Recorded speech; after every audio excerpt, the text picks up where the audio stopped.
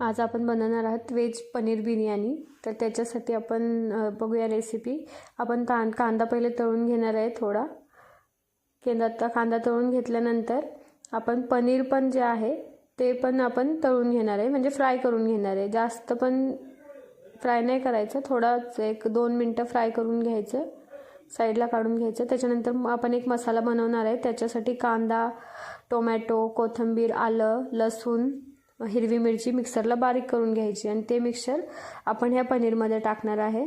त्याच्यामध्ये शाही बिर्याणी मसाला, चवीप्रमाणे मीठ टाकणार आहेत। आपल्याला तिखट हवे असेल तर लाल तिखट टाकायचं, हळद टाकायची आणि ते पूर्ण मिक्स करून घ्यायचं आणि ते मिक्स केल्यानंतर झाकून ठेवायचं साईडला थोडा वेळ।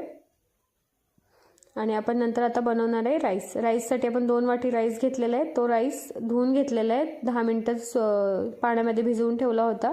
आता आपण गॅसवर कुकर ठेवला आहे, त्याच्यामध्ये तूप टाकलं आहे। तुपामध्ये आपण जिरे, खडे मसाले टाकलेले आहेत, मिरं, लवंग आणि तमालपत्र। तर आपण आता भात 2 वाटी घेतला होता तांदूळ, तर आपण 3 वाटी पाणी टाकणार आहे।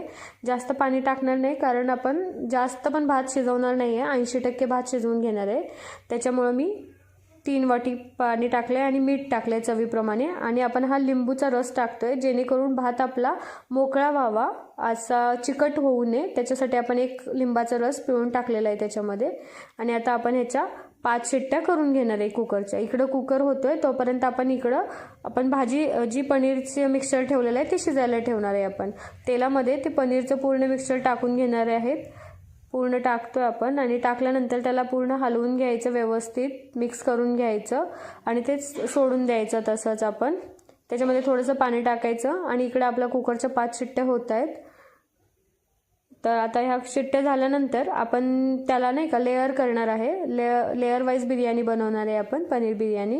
इकडे भाजी पण आपली थोडीशी पनीरला शिजायला वेळ नाही लागत, शिजायला लागत नाही, तर फक्त आपण मसाला थोडासा शिजवून घेण्यासाठी 10 मिनिटं शिजवून घेणार आहेत। आता आपली लेअर बिर्याणी लावून तयार झालेली आहे।